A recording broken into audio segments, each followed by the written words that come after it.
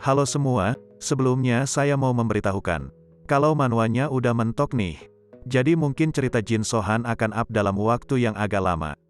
Tapi tenang, kalau chapter terbarunya udah ada, saya bikinin lagi kelanjutannya. Mungkin nanti, saya akan membawakan cerita yang lain dulu, yang gak kalah seru dari ini. Tapi jika kalian mau request alur cerita manhwa, atau manga dengan versi saya, boleh tulis di komentar, nanti saya cek. Terima kasih.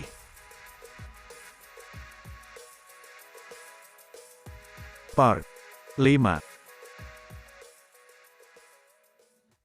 Setelah kejadian penyerangan terhadap dirinya, Jin So-han bertanya kepada Cho Sa-hyuk, bagaimana cara untuk memancing sang Sword Wolf dan leader dari asosiasi Sun Dragon untuk keluar. Cho Sa-hyuk kebingungan. Kenapa Jin So-han berkata seperti itu, seakan-akan Jin So-han ingin melawan mereka. Lalu Cho Sa-hyuk bertanya, apa yang terjadi, sampai Anda mengatakan hal itu? Lalu Jin So-han mengatakan, kalau ada seseorang yang sudah mengirim asasin untuk membunuhnya. Cho Sa-hyuk pun terkejut dan menanyakan keadaan Jin So-han. Jin So-han berkata kalau dia terluka. Dia tidak akan ada di hadapannya. Cho Sa-hyuk pun berpikir, bagaimana caranya untuk memancing mereka. Dan akhirnya dia pun menemukan satu cara. Jin So-han pun langsung melihat ke arah Cho Sa-hyuk. Saat Cho Sa-hyuk mengatakan cara untuk memancing para ketua sekte untuk keluar, Cho Sa-hyuk berkata kalau caranya adalah pertemuan para leader. Namun Cho Sa-hyuk mengatakan, kalau perkumpulan itu tidak dilaksanakan lagi. Tetapi pada saat dulu itu sering dilaksanakan setiap tahunnya. Saat pertemuan leader terjadi, para leader dari Praksiun Ortodok Chenyang akan mengumpulkan beberapa ahli bela diri.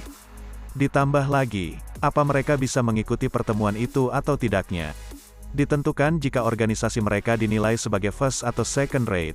Setelah mendengarkan penjelasan Cho Sa-hyuk, Jin So-han menanyakan apakah Cho Sa-hyuk akan mengadakan pertemuan itu lagi.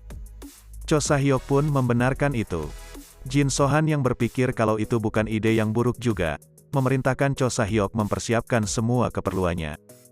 Setelah pembicaraan itu selesai, dan Jin So-han sedang merenungkan apa yang akan terjadi saat pertemuan itu, Do-geon pun mengetuk ruangan Jin So-han dan membawa banyak makanan. Lalu Jin So-han pun mempersilahkannya. Cho Sa-hyuk yang merasa urusannya sudah selesai, pamit undur diri kepada Jin So-han untuk melaksanakan tugasnya. Namun Jin So-han menyuruh Cho Sa-hyuk untuk makan terlebih dahulu. Cho Sa-hyuk, yang mendengar itu keheranan. Karena baru pertama kali, dirinya diajak makan oleh ketuanya bersama-sama. Jin So-han bertanya kepada Do-geon, apakah makanannya cukup kalau Jin So-han membawa satu orang lagi? Do-geon pun berkata, tentu saja, ditambah Do-geon membawa anggur yang banyak untuk diminum bersama-sama. Cho Sa-hyuk yang masih tak percaya berdiri melihat mereka, lalu Jin So-han pun menyuruhnya duduk dan mempersilahkan semuanya makan. Asasin yang ditugaskan untuk membunuh Jin So-han, dia pun terlihat sedang mengintai Jin So-han. Dan berkata kalau Jin So-han itu orang yang tidak waras, karena untuk seseorang yang nyaris terbunuh. Jin So-han malah minum-minum, dan bersenang-senang seakan-akan tidak terjadi apapun. Asasin itu merasa, kalau setiap melihatnya dia selalu merasakan hal yang buruk, seperti pemangsa yang siap memangsa buruannya. Asasin itu juga merasa kesal karena tidak dianggap oleh Jin So-han, soalnya dia tahu kalau Jin So-han menyadari keberadaannya. Setiap dia mengintainya. Namun Jin So-han tidak menghiraukannya, seperti dia bukan ancaman besar untuk Jin So-han. Karena itu dia bertekad untuk membunuh Jin So-han malam itu juga. Setelah selesai makan dan minum-minum, Jin So-han mengajak Do-geon keluar, untuk menunjukkan teknik sword dance. Tapi Do-geon mengatakan kalau itu bisa dilakukan lain kali, karena kondisi Jin So-han yang sudah banyak minum. Namun Jin So-han mengatakan, kalau dirinya masih sadar dan juga ingin menempati janjinya kepada Do-geon dulu. Kalau dirinya berhasil membantai sekte Asblood, dia akan menunjukkan teknik sword dance. Dan Do-geon pun mengingatnya. Jin So-han menanyakan apakah Do-geon masih ingat teknik sword dance yang dulu dilihatnya. Do-geon berkata, tentu saja, tapi apakah kau benar-benar bisa melakukannya dengan keadaan semabuk itu? Kurasa lebih baik jika kau melakukannya nanti saja. Jin So-han pun menjawab, tenang saja, itu akan menjadi teknik drunken sword dance. Jin So-han pun mulai memperagakannya.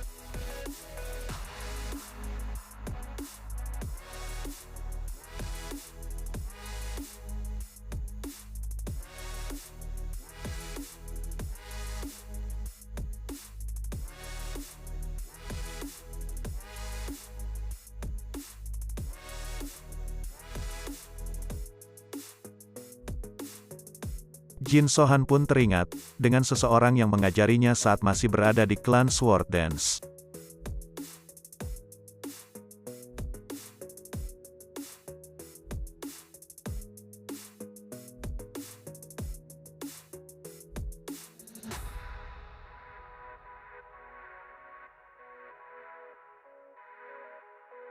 Jin Sohan membayangkan, seakan-akan kalau dirinya sedang berlatih dengan orang itu.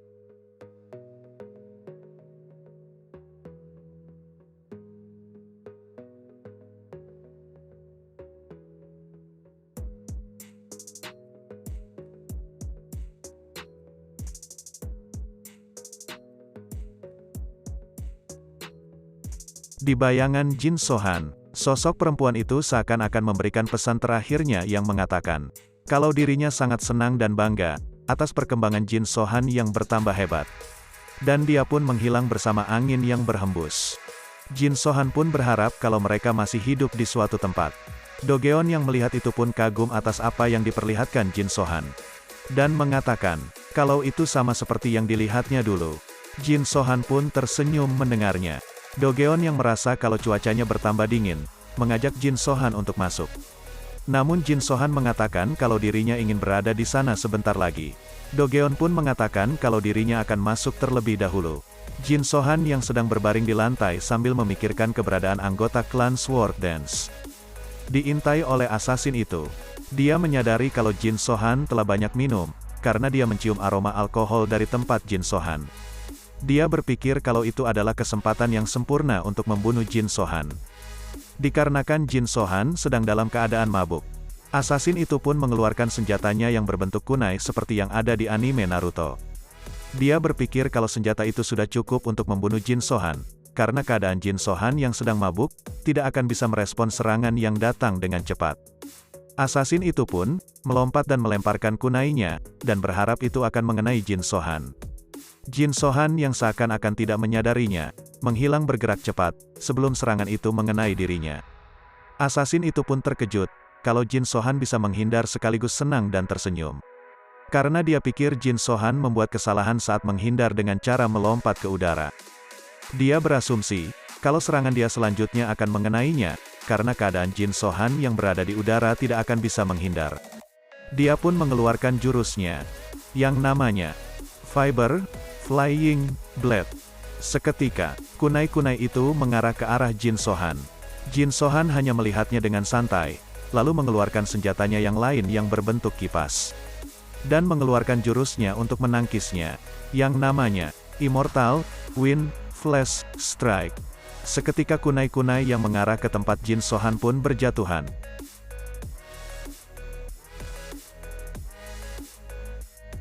Sekaligus membuat assassin itu terdiam dan tak mempercayainya. Assassin itu akhirnya menyadari, kalau perbedaan kekuatan dirinya dengan Jin Sohan sangatlah jauh. Assassin itu pikir, kalau dia sudah bisa mengukur kekuatan Jin Sohan setelah melihat pertempurannya yang dulu. Tapi yang terjadi malah sebaliknya. Jin Sohan lalu berkata, jadi itu kau ya, tikus sialan yang mengincarku. Setelah mendengar perkataan Jin Sohan, dia bergerak maju melancarkan serangannya.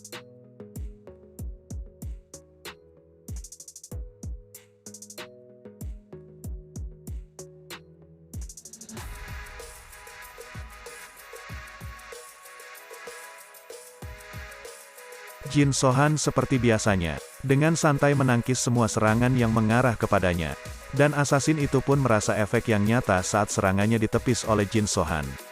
karena perbedaan energi internal miliknya dengan Jin Sohan kalah jauh. Namun assassin itu tidak bisa berhenti menyerang Jin Sohan. Karena firasatnya mengatakan kalau dia berhenti, dia akan mati. Seiringnya waktu, ketahanan tubuh assassin itu pun melemah. Dan akibatnya dia pun batuk darah. Karena setiap serangannya ditepis oleh Jin Sohan, energi internalnya pun terkena dampaknya. Itu yang membuatnya mendapatkan kondisi seperti itu. Dia yang menyadari kondisinya semakin memburuk, melancarkan serangan penuhnya ke arah Jin Sohan, namun tetap saja bisa ditepis oleh Jin Sohan. Jin Sohan lalu berkata, "Sepertinya kemampuanmu hanya segini," dan langsung menyerang balik assassin itu. Dia yang terkena serangan Jin Sohan, terlempar jauh sampai membentur tembok. Dan seketika mengeluarkan darah dari mulutnya. Dia menyadari kalau Jin Sohan tidak melawannya dengan serius. Meski dirinya sudah mengeluarkan semua kemampuannya, dan melakukan segala cara untuk menang. Jin Sohan pun menanyakan apakah itu semua sudah kemampuannya, seakan-akan perkataan Jin Sohan merendahkannya.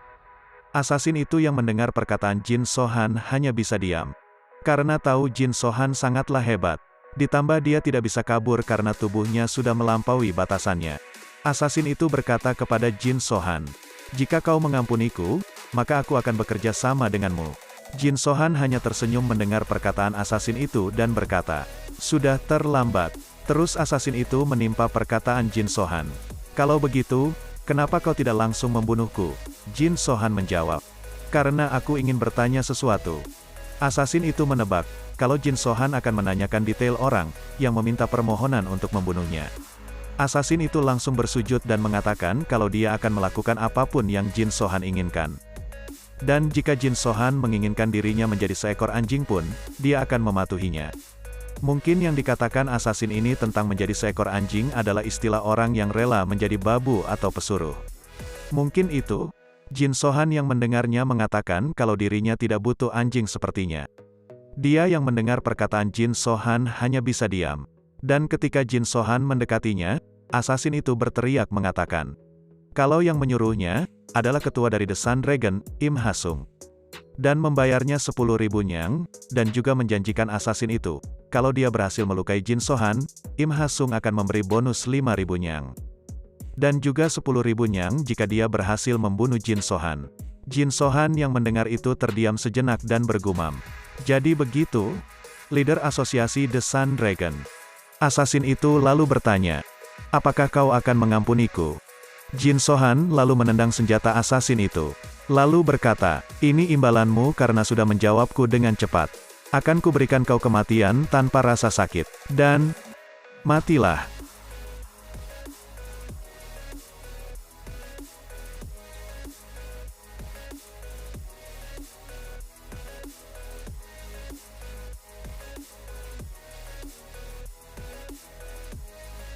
Assassin itu langsung menghunuskan pedang ke arahnya dan menembus tubuhnya. Sebelum kesadarannya menghilang, assassin itu berkata, siapa namamu? Jin Sohan pun menjawab dengan menyebutkan namanya. Jin Sohan. Setelah mendengarnya, assassin itu pun mati. Di tempat kediaman Im Ha-sung, tepatnya di daerah selatan di organisasi The Sun Dragon. Im Ha-sung mendapatkan kabar, kalau permintaannya ditolak oleh organisasi Crimson Troop. Jinang selaku ahli strategi mengatakan, kalau imbalan yang mereka kirim waktu lalu sudah dikembalikan lagi oleh organisasi Crimson Troop. Mereka beralasan, kalau Jin Sohan tidak peduli dengan soal wanita, ditambah Jin Sohan mampu membunuh Shadow Flying Dagger. Im Ha-sung pun yang mendengar Shadow Flying Dagger mati. Kaget. Jinang juga menambahkan kalau Mystic Lunar Troop, diam-diam telah mengubur sebuah mayat dan ketika Crimson Troop mengeceknya, mereka menemukan bahwa mayat itu milik sang Shadow Flying Dagger. Dan anehnya, hasil investigasi dari luka tubuhnya, menunjukkan bahwa dia bunuh diri. Itu yang disampaikan Jinang kepada Im Ha-sung. Seketika Im Ha-sung kaget dan berkata, maksudmu dia menenggak racun dan bunuh diri. Lalu Jinang menerangkan, kalau situasinya bukan seperti yang Im Ha-sung bayangkan. Jinang pun meneruskan perkataannya. Kalau sang Shadow Flying Dagger, mati karena pedangnya sendiri untuk mengakhiri hidupnya. Dan lukanya akan berbeda kalau sang Shadow Flying Dagger bunuh diri untuk menjaga rahasia. Dan Jinang menyimpulkan, kalau kemungkinan besar sang Shadow Flying Dagger mati karena dipaksa untuk bunuh diri. Im Hasung pun tambah terkejut mendengar perkataan Jinang. Lalu Jinang menyarankan kepada Im Hasung untuk memajukan pertemuan para leader. Karena melihat situasi kalau Jin So-han belum menghubungi ketua yang lain, Jinang berencana ingin menyarankan untuk membuat ketua yang lain setuju untuk membasmi Jin So-han. Dan Im Hasung pun menyetujui saran dari Jinang, lalu memerintahkannya untuk mempersiapkan pertemuan tersebut. Jinang pun pergi setelah mendapatkan perintah dari Im Hasung. Setelah pembicaraan tersebut selesai, seorang perempuan yang bernama Mio menghampiri Im Hasung. Lalu Im Hasung bertanya dan berkata, "Mio, kau sempat bilang, kalau kau mengenal seorang wanita, yang pernah tergabung dalam Mystic Lunar Sword Dance Troupe bukan?" Mio menjawab, "Ayolah, apa kau lupa, kalau Sang Great Demoness telah mengangkatnya sebagai murid." Im Hasung pun teringat sosok yang dipanggil Sang Great Demoness. Dia pikir kalau orang yang dikenal Mio pun berada di klan Sword Dance, akan tetap mustahil untuk mengeluarkannya dari naungan Sang Great Demoness begitu dia menjadi muridnya. Di tempat pavilion lunar, Jin So-han menerima surat undangan untuk menghadiri pertemuan para leader yang dikirimkan oleh ketua organisasi Great Dragon. Jin So-han menambahkan kalau pertemuan para leader akan dilaksanakan di klan Crescent Moon. Dan ketua dari masing-masing organisasi akan ditemani 10 orang prajurit. Cho Sa-hyuk yang mendengar itu tak mengerti apa yang mereka rencanakan kepada Jin So-han. Dan Cho Sa-hyuk pun memperingati Jin So-han agar berhati-hati. Jin So-han lalu berkata kepada Cho Sa-hyuk, kalau pemimpin pertama kali yang mengadakan pertemuan tersebut mati, terus apa alasannya pertemuan para leader tetap dilakukan, padahal sesuatu yang seperti itu bisa saja terjadi kembali. Lalu Cho Sa-hyuk menjelaskan kalau itu semua berkat jiwa kompetitif yang unik dari Dark Path. Karena mereka lebih membenci kalau harga diri mereka dihancurkan dibandingkan dengan kematian itu sendiri. Jin So-han pun berkata, itulah kenapa kalau orang-orang dari Dark Path akan mati sebelum berumur 30 tahun. Cho Sa-hyuk langsung teringat kejadian saat Jin So-han membantai sekte Asblood. Setelah mendengarkan perkataan Jin So-han barusan, Cho Sa-hyuk mengatakan kalau dia tak bersependapat dengan Jin So-han. Jin So-han lalu bertanya kepada Cho Sa-hyuk, apa yang akan kau lakukan saat bertemu seseorang yang sangat kuat dan tahu kalau kau takkan punya kesempatan menang jika melawannya? Cho Sa-hyuk menjawab, aku tak yakin, setidaknya aku akan mencoba melawannya dahulu. Jin So-han berkata, salah, larilah secepat mungkin, temukan kesempatan lain setelah kau berhasil mengasah kemampuanmu. Cho Sa-hyuk terkejut dengan jawaban Jin So-han. Lalu menanyakan, kalau gagal saat melarikan diri, dirinya harus berbuat apa? Jin So-han menjawab kembali, kalau begitu, kau harus bertarung mati-matian. Bagaimanapun, kalau kau sampai terjebak di situasi seperti itu, lupakan perbedaan dalam hal ki, maupun tingkat keahlian yang telah ditetapkan orang lain. Dan bertarunglah dengan berpikir untuk mencabik-cabik musuhmu dengan kedua tanganmu sendiri. Cho Sa-hyuk pun mengerti dan menanamkan ajaran Jin So-han di dalam hatinya. Beberapa waktu pun berlalu, Jin So-han mengadakan jamuan dengan Cho Sa-hyuk dan rekannya. Mereka berkumpul dalam satu ruangan. Jin So-han melihat mereka dan bergumam. Mata mereka sudah terlihat lebih hidup. Lalu Jin So-han berkata, aku memanggil kalian semua kemari untuk minum-minum. Dan akhirnya kita bisa minum bersama-sama, dan juga kalian bisa dikalahkan dengan baik sampai sekarang. Mereka yang mendengar itu cuma bisa menunjukkan ekspresi lemas. Lalu Jin So-han menyuruh mereka untuk mengangkat cangkir minuman mereka. Dan mereka pun berdiri sambil memegangnya. Jin So-han pun berjalan ke arah mereka sambil menuangkan minumannya dan berkata, kalian semua sudah tahu, kalau besok akan diadakan pertemuan para leader. Seluruh anggota Tianyang dari Dark Path akan menghadirinya dengan membawa seniman bela diri elit. Tujuan mereka, kemungkinan besar adalah wilayah Western Dark. Bagaimanapun, yang kita punya hanyalah kalian berenam yang ada di sini. Apa kalian gugup? Jin So-han yang melihat ekspresi mereka hanya tersenyum, dan melanjutkan perkataannya. Kalau pertemuan para leader akan dihadiri oleh para leader, maka jumlah dari prajurit tidak akan begitu berarti. Yang perlu kalian lakukan, hanyalah berusaha semaksimal mungkin untuk bertahan hidup. Selain itu, aku yang akan mengurus semuanya. Mendengar perkataan Jin So-han, ekspresi takut yang mereka tunjukkan pun berubah seketika. Dan mereka pun menegak minumannya. Dimulai dari Jin So-han terlebih dahulu, dan disusul oleh mereka. Keesokan harinya, saat-saat pertemuan para leader pun dimulai.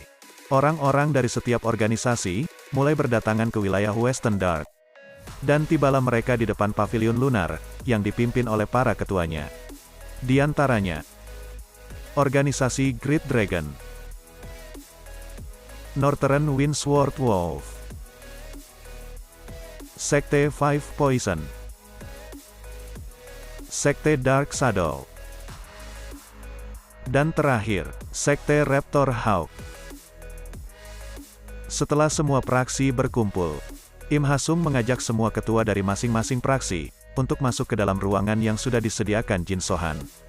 Lalu dia menambahkan, kalau para ketua, hanya bisa masuk dengan 10 prajurit dan sisanya menunggu di luar, sesuai dengan persetujuan. Terus bertanya kepada Sword Wolf, apakah ada keluhan? Dan Sword Wolf pun berkata tidak ada. Im Ha-sung mempersilahkan sesepuh dari ketua Sekte Five Poison, untuk memimpin berjalan di depan mereka. Setibanya di dalam, mereka disambut oleh Cho Sa-hyok, dan Cho Sa-hyok pun memperkenalkan dirinya. Dia berkata, kalau dirinya adalah ketua dari Ghostblade dari klan Crescent Moon. Dan Cho Sa-hyok mengatakan, kalau pertemuannya ada di ruangan lantai atas. Sekaligus memberitahukan kalau kursi yang disediakan, hanya ada 6 kursi saja. Mereka yang mendengar itu pun terpaksa membiarkan pasukannya tetap berada di bawah. Dan Cho Sa-hyok pun memandu mereka ke tempat pertemuan. Setibanya di tempat pertemuan, mereka dikejutkan dengan keadaan ruangan yang kosong. Mereka bertanya-tanya di mana Jin So-han berada. Mereka berpikir, kalau Jin So-han akan ada di dalam untuk menunggu mereka. Cho Sa-hyok pun mempersilahkan mereka untuk duduk terlebih dahulu lalu memanggil Jin So-han.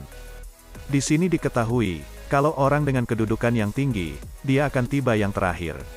Dan itu yang dilakukan Jin So-han, yang membuat Im Ha-sung marah karena telah dipermainkan olehnya. Tapi berbeda terbalik dengan ketua Sekte Five Poison, dia malah ketawa lepas, dan mengajak anggota yang lain untuk duduk terlebih dahulu, sambil menunggu kedatangan Jin So-han. Namun dari apa yang dia tunjukkan, ada kemarahan yang sangat besar kepada Jin So-han. Beberapa waktu pun berlalu, akhirnya Jin So-han datang juga dan menyambut mereka. Im Ha-sung yang melihat Jin So-han langsung, ternyata tak sesuai dengan apa yang dia bayangkan. Jin So-han pun memperkenalkan dirinya dengan menganggap mereka setara. Mereka yang mendengarnya, merasa tak dihormati dan marah, karena Jin So-han tidak sopan terhadap mereka. Jin So-han malah santai dan duduk di kursinya, dan mereka pun saling memandang satu sama lain. Karena tidak ada yang memulai pembicaraan, Ketua Sekte Five Poison terlebih dahulu memulainya, dengan mengucapkan selamat kepada Jin So-han, atas keberhasilan Jin So-han membunuh Ketua Sekte Ash-Blood dan mengambil wilayah Western Dark. Jin So-han menjawab kalau itu bukan masalah besar. Dia pun meneruskan perkataannya dan mengatakan, apakah Jin So-han mendapatkan semuanya dari Sekte Ash-Blood? Kalau benar, apakah tidak ada yang terlupakan? Jin So-han hanya mendengarkan perkataannya. Tetua itu berkata, untuk mengambil tanah ini dengan benar, kau tidak hanya harus memiliki kemampuan bertarung, tetapi juga kemampuan untuk berkuasa. Oke, kita luruskan dulu sebentar. Kenapa Ketua Sekte Five Poison bilang begitu? Karena diketahui, salah satu bisnis Sekte Ash-Blood adalah penjualan bunga daylily, dan bunga daylily adalah salah satu bahan untuk membuat racun dari Sekte Five Poison. Dan setelah hancurnya Sekte Ash-Blood oleh Jin So-han, bisnisnya pun juga ikut hancur. Karena Jin So-han tidak meneruskan semua bisnis yang dilakukan oleh Sekte Ash-Blood yang dulu. Itulah kenapa Ketua Sekte Five Poison berkata seperti itu. Oke, lanjut. Setelah bisnis bunga daylily sudah tidak dilakukan lagi, Sekte Five Poison, selaku pembeli terbesar untuk bunga daylily, yang tidak mendapatkan pasokan itu, membuat pemasukan dari Sekte Five Poison menurun drastis. Ditambah Ketua Sekte Five Poison kehilangan pelanggannya, yang diketahui adalah Ketua Sekte Ash-Blood. Saat tahu kalau Ketua Sekte Ash-Blood adalah pelanggan dari Sekte Five Poison, Jin So-han teringat saat bertarung melawannya dulu. Ketua Five Poison berkata kepada semua ketua yang hadir, memang benar, kalau Tianyang Dark Path yang berkumpul di sini sering berseteru. Tapi kalau dilihat dari perspektif bisnis, dapat dibilang kita ini merupakan sebuah komunitas. Itulah alasan kita berkumpul di sini. Setelah menyampaikan pendapat dan unek-uneknya kepada semua yang hadir, Ketua Sekte Five Poison mengajak kembali berbisnis daylily kepada Jin So-han dan tempatnya di salah satu di daerah Western Dark. Jin So-han hanya tersenyum dan berkata, Pada akhirnya, yang kau maksud adalah kau ingin menempati sebagian dari wilayah Western Dark. Bukan begitu. Ketua sekte dari Dark Shadow yang mendengar itu marah dan mendobrak meja. Dan berkata, jaga ucapanmu itu, apa kau pikir kau bisa bicara tanpa sopan santun seperti itu kepada kami? Jin Sohan pun menjawab, sopan santun, kalian semua tak datang kemari hanya untuk membicarakan sopan santunku bukan? Daripada terus mengoceh sembari duduk, yang mana tak ada gunanya bagi Dark Path, kenapa kita tidak langsung ke intinya saja? Mereka yang mendengar perkataan Jin Sohan, terkejut dan tak menyangka, dan yang mereka lakukan hanya diam membisu. Jin Sohan yang melihat ke arah mereka berkata kembali, karena kelihatannya kalian mau menunggu dan melihat terlebih dahulu. Aku yang akan memulainya. Ada dua pilihan untuk kalian semua. Yang pertama, kalian maju satu persatu. Atau yang kedua, majulah secara bersamaan.